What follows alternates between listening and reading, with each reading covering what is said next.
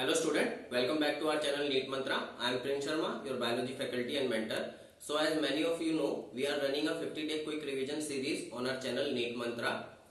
Many students were asking me about the weightage of topic we are revising in this series. So at present, the unit we are revising include human health and disease, strategies for enhancement in food production, microbes in human welfare. So in this video, we are going to revise human health and disease, from which 3 to 5 questions are expected in NEET examination. From strategies chapter, we expect 2 to 3 questions, and from microbes in human welfare, we expect 1 to 3 questions. So on an average, from this unit, you are expecting 7 to 10 questions in your NEET examination. In this video, we will have a quick revision of chapter Human Health and Disease. So, what is health? Health is a complete state of physical, mental and social well-being. Physical health means a person is disease-free, no discomfort in the body, muscle or bone. Mental well-being means the person is not dealing with any kind of prolonged stress, anxiety, depression, trauma. And social well-being means you have a good interactive relationship with people around you, like in school, college और workplace. तो जहाँ भी आप जाते हैं, उठते बैठते हैं, वहाँ आपका लोगों के साथ अच्छी बातचीत है, आप उनसे हंस खेल के अच्छे से रहते हैं, ये सोशल वेलबींग में आता है. हेल्थ को अफेक्ट कौन कर सकता है? How the health can be affected? The first one is genetic disorder. We take an example of one genetic disorder. There are many examples. We take a common example like sickle cell anemia. Sickle cell anemia is a genetic disorder and it affects our RBC. Second one is infection. Like infection can be caused by bacteria, virus, and nowadays we are surrounded by coronavirus. So this come under the infection. And the third one is lifestyle. Lifestyle, like we are eating junk food and not doing any form of exercise, so we are getting obese, and then that will lead to hypertension, elevated BP and many other problems. So how can we achieve a good health?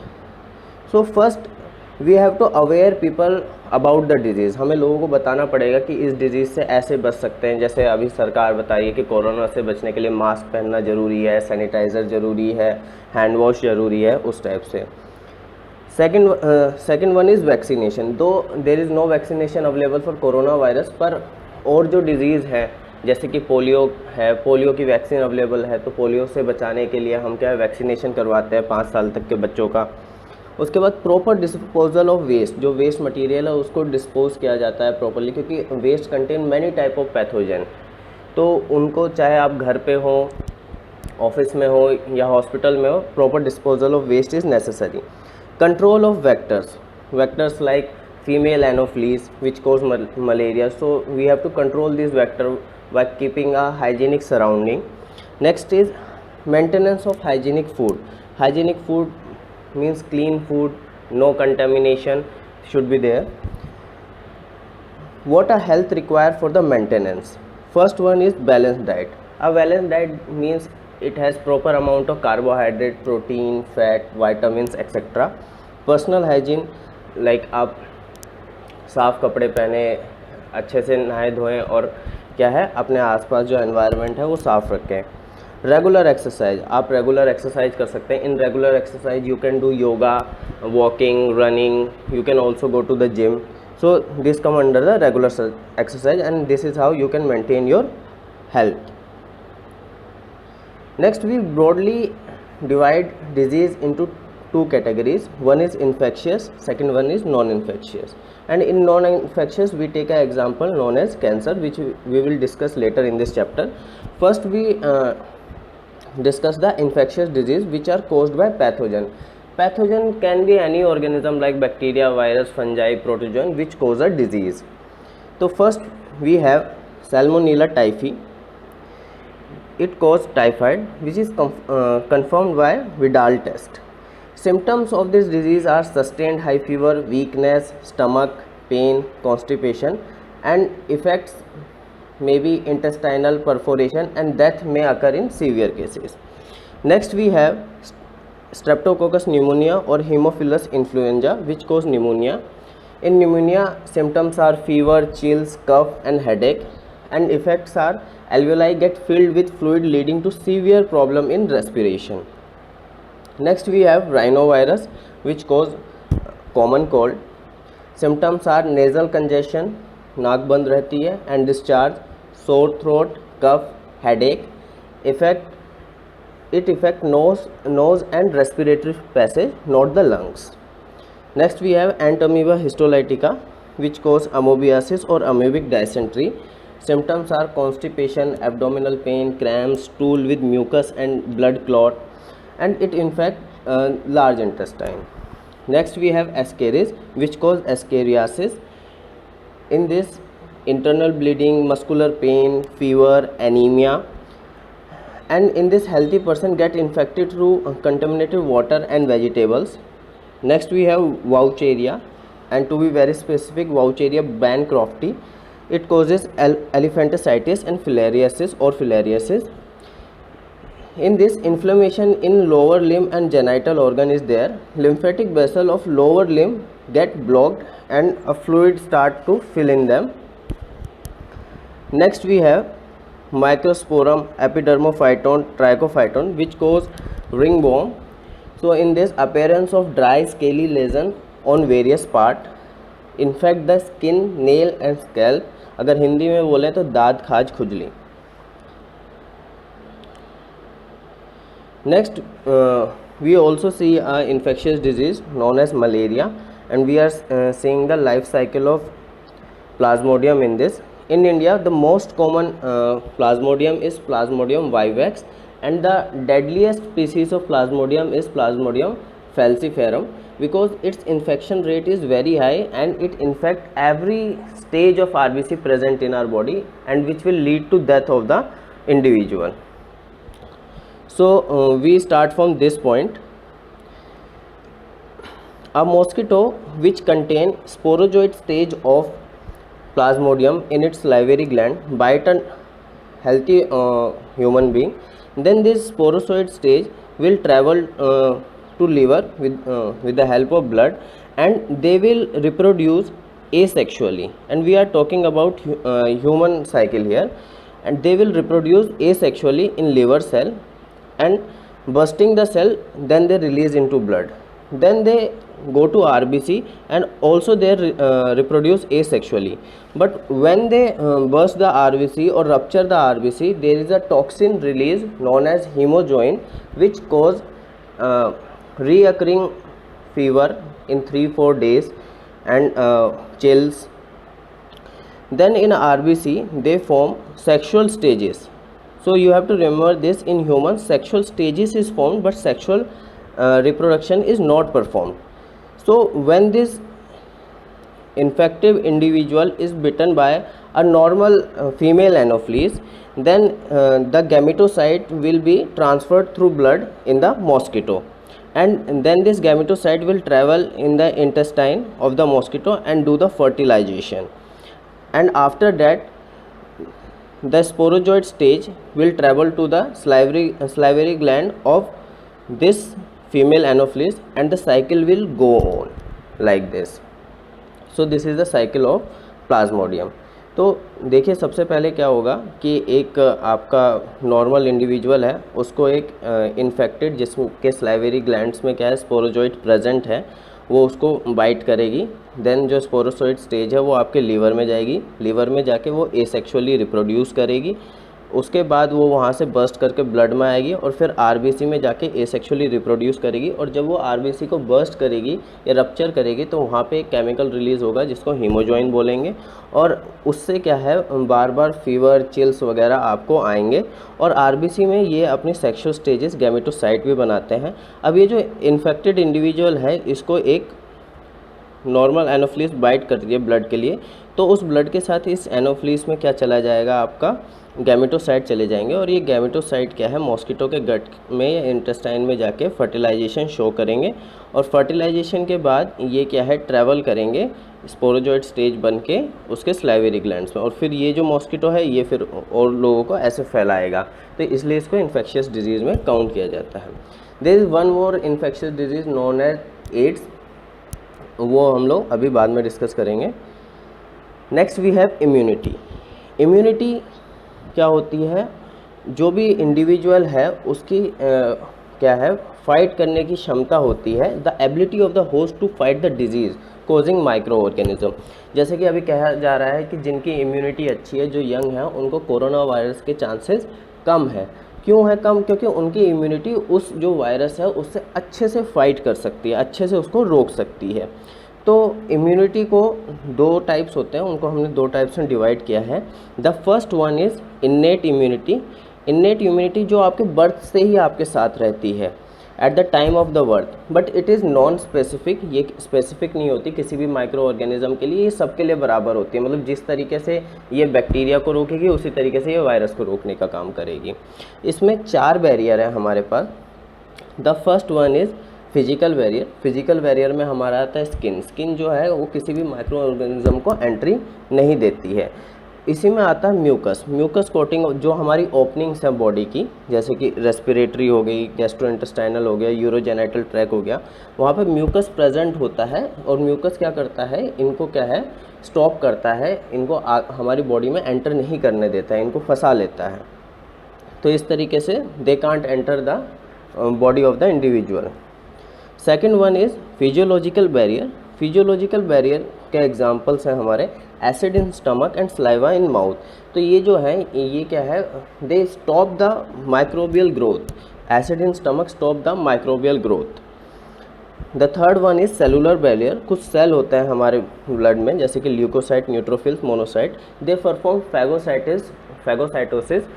कोई भी foreign element organism आ गया तो उसका phagocytosis कर देंगे, उसको खा जाएंगे, ख़त्म कर देंगे उसको। And the fourth one is cytokine barrier. In cytokine barrier, virus infected cells secrete a protein known as interferon to protect the non-infected virus cell. So it is known as cytokine barrier. It is a very important topic. You should remember this topic. Next we have acquired immunity. Acquired immunity जो आप अपने life time के दौरान acquire करते हैं, the immunity which you acquire during your life time, and it is specific and characterised by memory. तो इसमें क्या है, जो आपकी इम्यूनिटी है वो पास्ट एनकाउंटर्स की मेमोरी रखती है कि ये जो डिजीज़ है हमें पहले भी हो चुका है, ये हम अब क्या है दूसरी बार नहीं होने देंगे बॉडी को। So when our body encounter a pathogen first time, it produce a response called primary response which of low intensity. तो जब भी आपकी बॉडी को कोई नया पैथोजन क्या करता है, इन्फेक्ट करता है, तो हमारी बॉडी एक रिस्पॉन्स देती है जिसको प्राइमरी रिस्पॉन्स बोलते हैं। और इस टाइम पे क्या है, पैथोजन को रिकग्नाइज करने में, उसके अगेंस्ट वर्क करने में हमारी जो इम्यूनिटी है उसको टाइम लगता है। तो इसलिए ये जो इम्यूनिटी होती है, प्राइमरी रिस्पॉन्स होता है, ये क्या है, लो इंटेंसिटी का होता है। But in subsequent encounter by same pathogen, अगर ये पैथोजन दोबारा से आके आपको क्या है बीमार करने की कोशिश करेगा, तो एक हाईली इंटेंसिफाइड रिस्पॉन्स होगा जिसको हम सेकेंडरी रिस्पॉन्स बोलेंगे, क्योंकि अब हमारी बॉडी को पता है कि इस पैथोजन के साथ कैसे डील करना है। It is also known as amnestic response due to memory of first encounter. और ये फर्स्ट एनकाउंटर होता है तो हमारी बॉडी में मेमोरी होती है। जैसे आप कहीं गए और वहाँ पे किसी इंसान ने आपके साथ अच्छा बिहेव नहीं किया, तो आपको वो मेमोरी में आ जाएगा, और फिर आप जब दोबारा वहाँ जाएंगे तो आपको पता होगा कि इस इंसान के साथ कैसा डील करना है। वैसे ही हमारी ये बॉडी है। Primary and secondary response are carried out with the help of B lymphocyte. The immunity provided by B lymphocyte is also known as humoral immune response and T lymphocyte. The immunity provided by T lymphocyte, it is also known as cell mediated immunity. B lymphocyte produce an army of protein known as antibody, each having 2 light and 2 heavy chain. Antibody have 2 light and 2 heavy chain, also known as H2L2. Different type of antibodies produced in blood. हमारे blood में अलग अलग type की antibodies होती हैं जिनका हमने नाम दिया आपको IgG, IgM, IgA, IgE। तो Ig यहाँ पे रेफ़र करता है इम्यूनोग्लोबुलिन को। Next we have 2 type of immunity, active immunity and passive immunity. In active immunity antibodies are produced by host body, and in passive immunity ready-made antibodies are given directly to the body. Active immunity is slow because we have to work here and it take time fully effective response, but in passive immunity, fast, quick response to the pathogen. Now we further divide active immunity into natural and artificial. So we are dividing active immunity into natural and artificial. In natural active immunity, antibodies made after the exposure of an infection, आपको कोई infection हुआ, उसमें आपकी body ने work किया और क्या है, एंटीबॉडीज़ बनाई. In artificial active immunity, antibody made after getting a vaccination. जैसे आपको एक वैक्सीनेशन मिला और वैक्सीनेशन के ऊपर वर्क करके आपकी बॉडी ने क्या है, एंटीबॉडीज़ बनाए. तो आर्टिफिशियली आप क्या कर रहे हैं, वैक्सीनेशन इंजेक्ट कर रहे हैं बॉडी में या आप ओरली ले रहे हैं, उससे बॉडी आपकी क्या फंक्शन में आ रहा है, इसलिए इसको आर्टिफिशियल एक्टिव इम्यूनिटी बोलते हैं. Next we divide passive immunity into natural and artificial. So in natural passive immunity, antibody transmitted from mother to baby. In natural passive immunity, antibody transmitted from mother to body. For example, IgG is transferred from placenta and IgA from colostrum. And in artificial passive immunity, we receive antibody in the form of an injection. We directly receive the antibody, perform antibody in the form of injection. For example, gamma globulin injections are given as artificial passive immunity. Next we have allergies. So what is the allergy? The exaggerated response of immune system to certain antigen present in the environment is called allergy. तो देखिए जो आपका immune response है उसका काम होता है कि किसी भी फॉरेन एलिमेंट के हिसाब से कुछ रिस्पॉन्स देना, पर कई बार जो आपका इम्यून सिस्टम है वो क्या है, हाइपर एक्टिव हो जाता है, ज़रूरत से ज़्यादा रिस्पॉन्स देता है ना. जैसे फ्रीक आउट कर जाना, जैसे हम ह्यूमंस कुछ स्पेसिफिक बातों के लिए फ्रीक आउट कर जाते हैं, तो वैसे ही क्या है, जो आपकी इम्यून रिस्पॉन्स है वो जो फ्रीक आउट कर जाता है तो उसी को क्या है, एग्जेग्रेटेड रिस्पॉन्स या एलर्जी बोला जाता है. So in allergy, IgE type antibody is present. Normal allergen can be dust particle, pollen grain etcetera. Allergy is due to secretion of chemicals. You have to remember this line. This is a very important line. Like histamine and serotonin, which are secreted from mast cell. Symptoms, common symptoms of allergy are sneezing, watery eyes, running nose, difficulty in breathing, etc. Next we have, our human system can distinguish between self and foreign molecules or foreign body. ठीक है, हमारा जो immune system है वो self और non self में पता कर सकता है.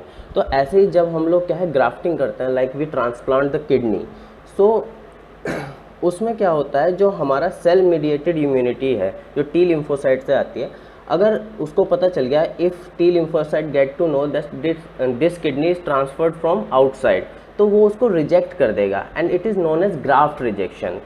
ठीक है, तो उसके लिए हम क्या करते हैं, उस इंडिविजुअल को इम्यूनोसप्रेसिव देते हैं. We give immunosuppressive so that graft rejection can be avoided. But अगर जो हमारा इम्यून सिस्टम है वो यही भूल जाए कि अपना कौन है और पराया क्या कौन है, if our immune system forget which tissue is self and which is not self, तो वो अपने ही टिश्यू के क्या है, अगेंस्ट अटैक में आ जाएगा, अपने ही टिश्यू को क्या है, हार्म करने लग जाएगा. And this is because of genetic or unknown reasons, and this result in damage to the body when our immune system targeting our own tissue organs, and it is called autoimmune autoimmune disease, not system. You have to correct this, autoimmune disease. The common example which is given in NCERT is rheumatoid arthritis. In rheumatoid arthritis, painful joints will be there, and in most of the autoimmune diseases, steroidal medicines are given, and in rheumatoid arthritis, pain medication is always there. Next we have lymphoid organ. Lymphoid organ, the organ where origin, maturation and proliferation of lymphocyte occur.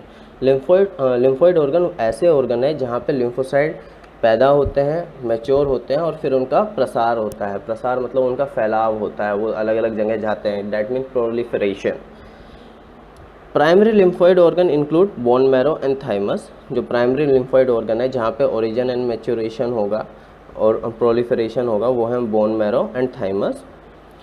And after that you have to remember this, bone marrow and thymus are primary lymphoid organ. After that, after maturation, lymphocyte migrate to secondary lymphoid organ.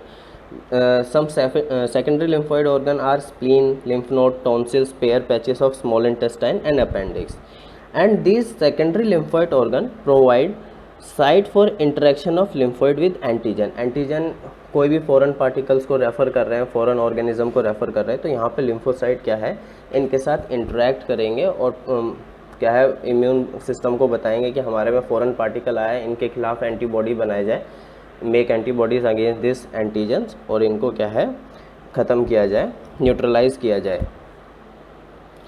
There is lymphoid tissue. This is very important line. I am telling you in the advance, you have to remember this. There is lymphoid tissue also located within the lining of respiratory, digestive and urogenital tract, and it is known as mucosal associated lymphoid tissue, commonly called as MALT, and it constitutes 50% of lymphoid tissue in human body. So you have to remember this. Next we have AIDS, acquired immunodeficiency syndrome. तो इसका हम थोड़ा break down कर लेते हैं. Acquired means you will acquire it during life time. Immuno deficiency मतलब आपका immune system क्या है, कमज़ोर हो जाएगा, डेफिशिएंट हो जाएगा. Your immune system will be deficient to fight the organisms. Syndrome is a group of diseases. Okay, so it is not congenital. Congenital क्यों नहीं है? क्योंकि जो इम्यून की डेफिशिएंसी है वो आप लाइफ टाइम पे एक्वायर करेंगे. तो you have to remember this. AIDS is not a congenital disease. It is caused by HIV, which is a retrovirus. HIV can be transmitted through sexual contact with a infected person, not with a normal person, only with the infected person. Transfusion of contaminated blood transfusion. Sharing needles, like intravenous drug abuser can be infected by HIV if some of them is affected by HIV. और infected mother to child, एक mother को HIV है तो उसके बच्चे को भी हो सकता है, but nowadays we can save the child from HIV with many medications they are available. So we look at the path HIV follow inside our body.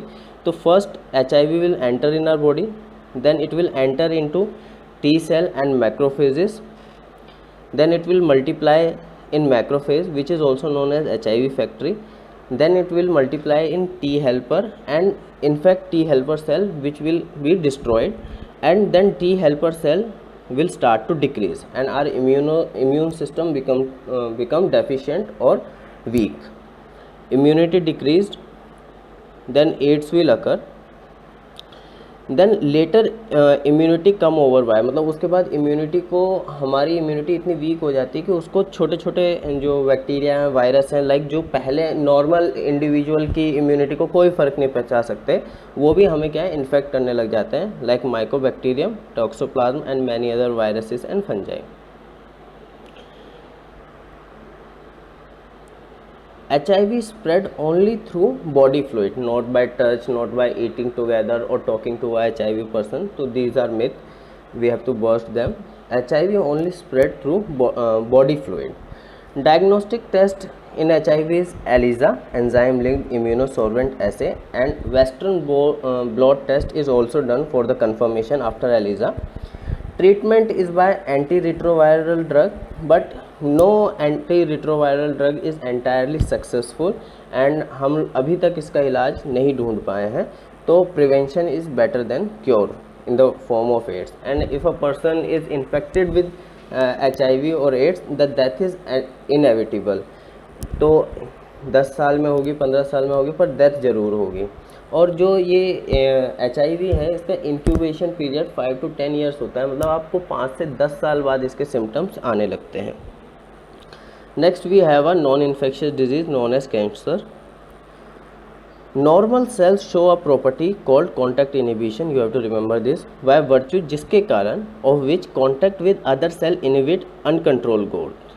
तो जो नॉर्मल सेल होते हैं, जैसे किसी टिश्यू में क्या हो गया, आपके डैमेज हो गया, तो सेल उसको डिवाइड करके उसको क्या है रिकवर करते हैं, और क्या है कॉन्टैक्ट इनहिबिशन की प्रॉपर्टी से वो क्या है और डिवाइड करना बंद कर देते हैं जब काम हो जाता है.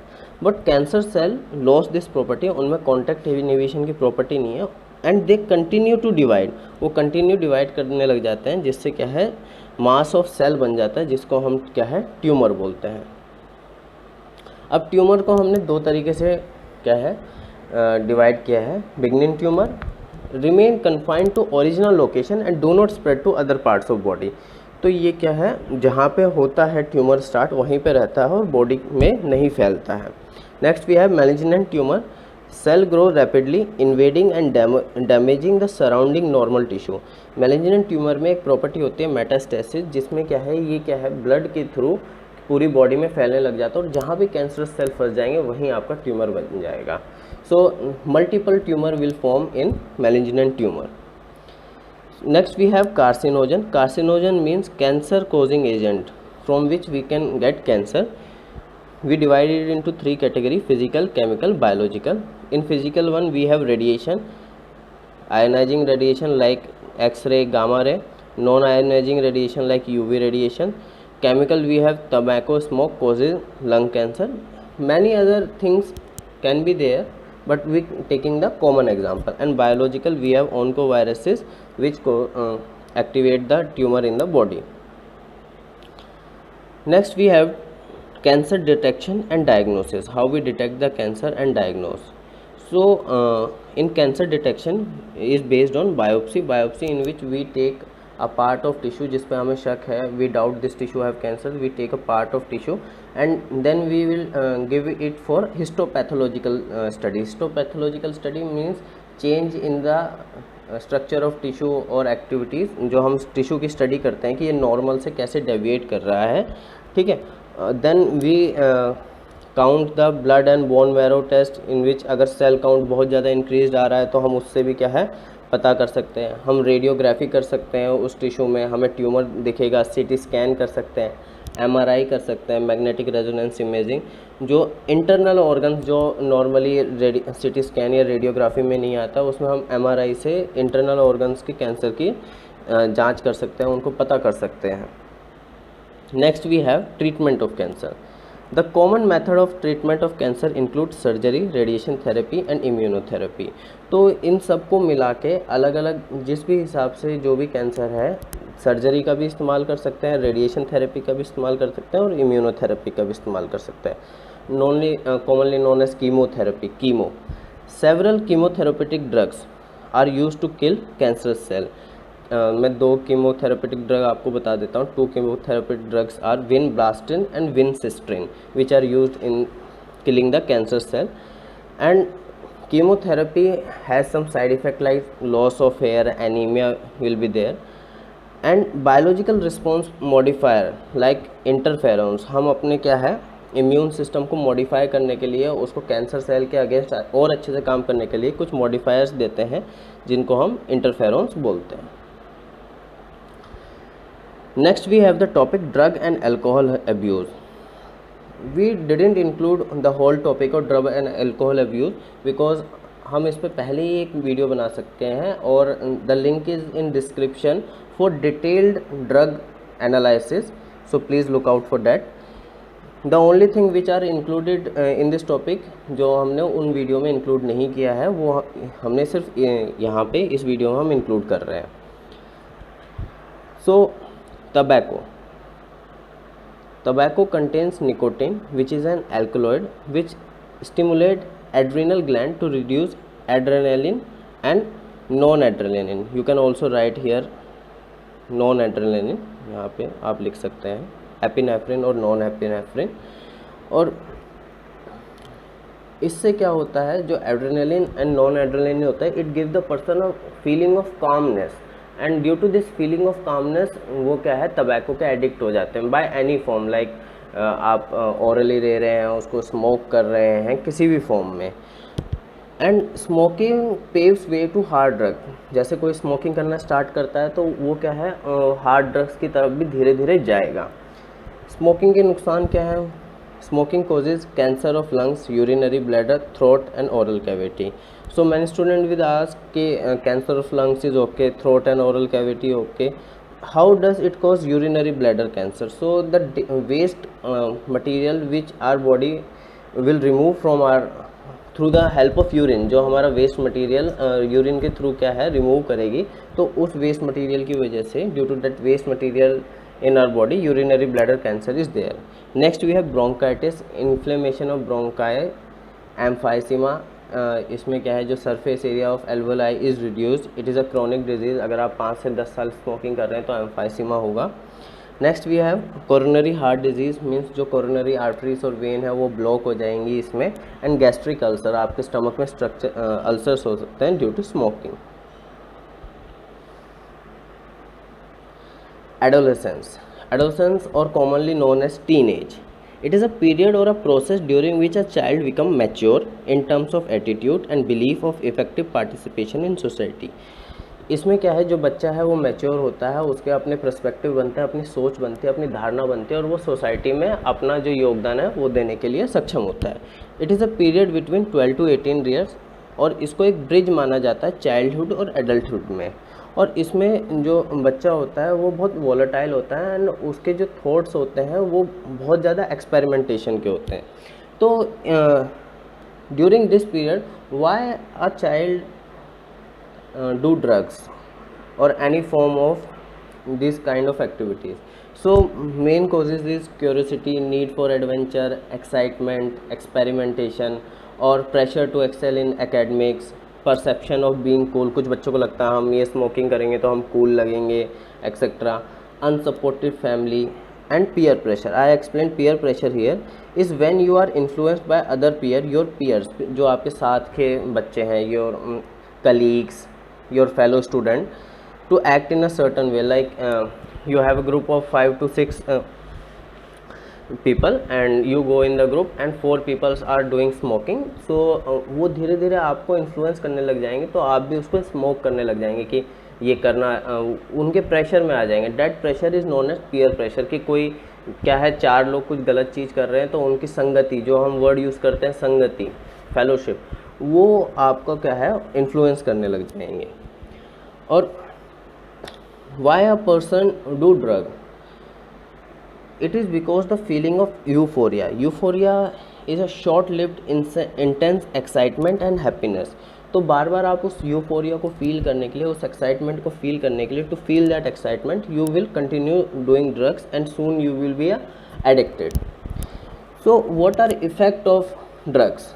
रेकलेस बिहेवियर, लाइक जिस बिहेवियर का एकदम से वो क्या है वेंडलिज्म शो करने लग जाएगा, चीज़ें तोड़ने लग जाएगा, वॉयलेंस करने लग जाएगा, उसको ड्रग्स नहीं मिलेगा तो वो क्या है घर पे झगड़े करने लग जाएगा, इस टाइप से. And in prolong term respiratory failures will be there, heart failure will be there, cerebral haemorrhage will be there. And in intravenous drug abuse आपको कुछ सीरियस इन्फेक्शंस हो सकते हैं, जैसे AIDS, hepatitis B, liver cirrhosis, ये सब due to alcoholism liver cirrhosis will be there. Next we explain a term dependence. Dependence is the tendency of the body to manifest. Manifest means show a characteristic and unpleasant withdrawal syndrome. If regular dose of drug is abruptly discontinued, that include anxiety, shakiness, nausea and sweating. अगर कोई person regular drug abuse कर रहा था और एकदम से आपने क्या किया, उस ड्रग को विड्रॉ कर लिया, तो कुछ सिम्टम्स आपको दिखने लग जाएंगे जिनको विड्रॉल सिम्टम्स बोलेंगे, जिसमें क्या है एंजाइटी, शेकिनेस और नोज़िया और स्वेटिंग होगा. और वो इंडिविजुअल डिमांड करेगा टू गेट दैट डोज. ठीक है, तो अगर आप एकदम से हटा लेंगे तो वो क्या है इंडिविजुअल डिमांड करेगा, क्योंकि वो क्या है डिपेंडेंट हो गया है, और अगर वो नहीं करेगा तो उसको ये सब सिम्टम्स दिखने लग जाएंगे. So how can we prevent and control? First we have to avoid undue peer pressure. अगर कोई कर भी रहा है तो ज़रूरी नहीं है कि आप भी उसको करें. जैसे हमारे नॉर्मल लैंग्वेज में बोलते हैं कि अगर कुएं में कूद रहा है तो आपको भी कुएं में नहीं कूदना. अगर कोई स्मोकिंग कर रहा है तो इट्स नॉट कूल. ये धीरे लॉन्ग टर्म में आपको बहुत हार्म करेगा आपकी हेल्थ को. एजुकेशन एंड काउंसलिंग, हमें बच्चों को अच्छे से एजुकेट करना चाहिए इन ड्रग्स के बैड इफ़ेक्ट के बारे में. उनकी काउंसलिंग करनी चाहिए, उनको प्यार से समझाना चाहिए. अगर आपको लगता है कि आप इस ड्रग एडिक्शन में जा रहे हो और आप इसको छोड़ना चाहते हो, तो आप अपने पेरेंट्स से हेल्प सीख कर सकते हैं. You can ask help from parents, your teacher और your friends which are trustworthy. and parent should look for danger signs like the behavior of children or student is changing, more mood swings are there, unjustified behavior is there, है ना. तो इन सब science को आपको देखना चाहिए. And after that you should seek professional help, you should go to a rehabilitation centre etcetera, and you should quit drug at that very moment. Drugs का कोई फ़ायदा आपको नहीं मिलने वाला है in long run. So prevention is better than cure. इसके साथ हम ये चैप्टर कंप्लीट करते हैं. Next we have the chapter we will discuss is strategies for enrichment in food production. और अगर आपको हमारी वीडियोस पसंद आती है, if you like our video, please subscribe to our channel to motivate us to provide you more content like this. Thank you. So keep revising with NEET mantra and subscribe to our channel.